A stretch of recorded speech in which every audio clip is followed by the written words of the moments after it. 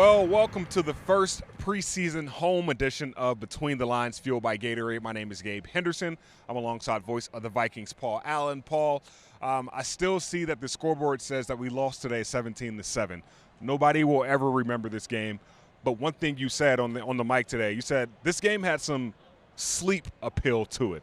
Yeah, you know, maybe it's because we were so excited for the preseason opener against Las Vegas that, I mean, don't get me wrong, we were super excited for this game.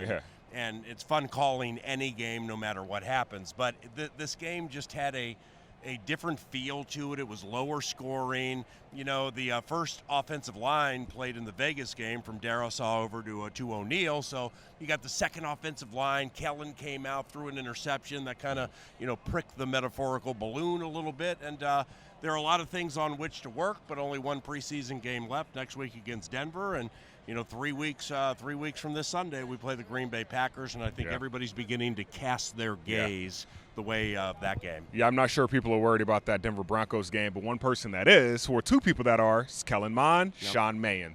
Biggest talking point this upcoming week. Kellen Mond, phenomenal game against the Las Vegas Raiders last week. This week comes in, 2 interceptions. Sean Mahan, we knew what to expect with him. Didn't turn the ball over again, and we kind of expect that. Sean Mahan isn't going to make many mistakes. But your thoughts on those two quarterbacks this game and then going forward next week? I got to believe it's a big talker. I mean, obviously we're not in the meeting rooms, and when it comes to Kwesi Adofo-Mensah and Ryan Grigson and Ryan Munnins and Demetrius Washington and everybody that goes into making these big decisions, we have no idea what they're going to do. But I can't possibly believe that what they're seeing right now behind Kirk Cousins, they are A, completely secure with, and B, the decision to carry 2 or 3 quarterbacks is a massive decision on a roster that now is going to a 3-4 base for the first time in 40 years, and with an offense where, hey, Myron Mitchell had a rough night tonight, but Myron Mitchell is a lot better than he was last year. Yeah, he is. And Ben Ellefson caught a couple of passes. Now he's not a pass-catching tight end, but they don't have a lot of tight ends. The Hawley, Minnesota kid can mash on you in the run. So, that extra quarterback spot is very, very important. And who knows, maybe the backup quarterback's not even on the roster now, but Kellen and Sean have an excellent opportunity in the Mile High City to just go out there, go lights out, and maybe help somebody make a decision. I want to talk about one positive on the offensive side of the ball today. Ed Ingram, rookie guard from LSU. How about him coming on the last few weeks? He wasn't the starter going into training camp. Now he's looking like the starter heading into week 1. Another huge game. Had the lead block for the touchdown that Ty Chandler scored today. What have you seen from him that have made you say, oh my gosh, this kid is going to be really good? Well, I'm not going to fabricate the situation on the ballyhooed and highly rated between the lines, because I don't exactly know what to look for when I'm watching offensive linemen outside of the obvious. Okay.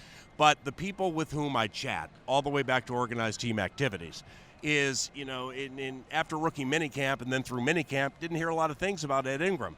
Then we got through minicamp, and somebody, who would know told me he jumped out of his skin during minicamp. So that means that he really improved. Then they come back in training camp, and he continues to improve. He's a second rounder, played for a national championship team, so he's not afraid of the bright lights. And I wouldn't be surprised if he was the starting right guard when we play Green Bay. Now, on the other side of the ball, this T.Y. McGill. I was just about to say that, I got no idea what they're going to do with him. Right. He has 4 sacks in the preseason, and it's weird for people, I think. And honestly, I couldn't even remember coming into the preseason. But he's been around 8 years. Yeah. So I'm like, T.Y. McGill, undrafted, 2-3 years? No, he came from North Carolina State 8 years ago.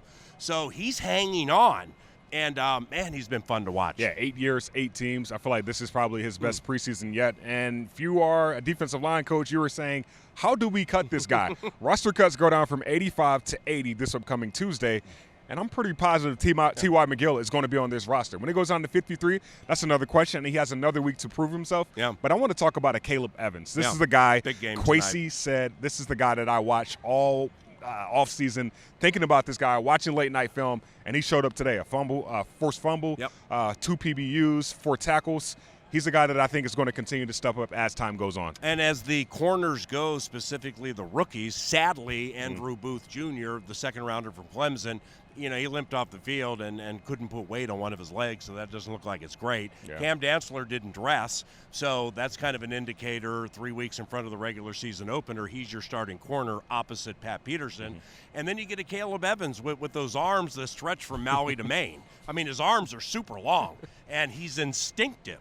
And, I believe he played at Tulsa and Missouri, and he's working on his masters, and he's just one of several Kwesi drafted that are scholars of the game. If you go up and down from Lewisine, Booth was a 3-time academic All-ACC. Yep. Is Kwesi wanted athletes, and Kwesi wanted players who had a certain skill set, but he also wanted scholars of the game because they pick stuff up quickly, and that is a Caleb Evans. I thought he looked terrific in this game against the Niners. All right, he's going to play a lot next week. Yeah. How many of the starters are going to play next week? None. I mean, I can't. I'm not. I'm not. I mean, I'm not getting you to predict, but if you had to guess. Well, I mean, there were none that played tonight. Right. So that's 3 weeks in front of the Green Bay game. I think it would be senseless, with all due respect, to play any of them who didn't play tonight. But even, now, think about it with the Caleb Evans. Yeah. Okay, he's going to make the team.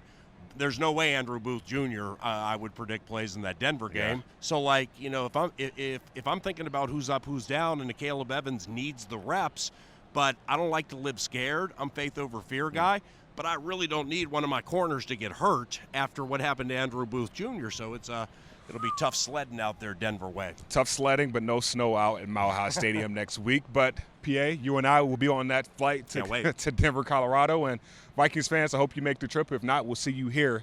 First home game, Green Bay Packers, right here. Let's ride.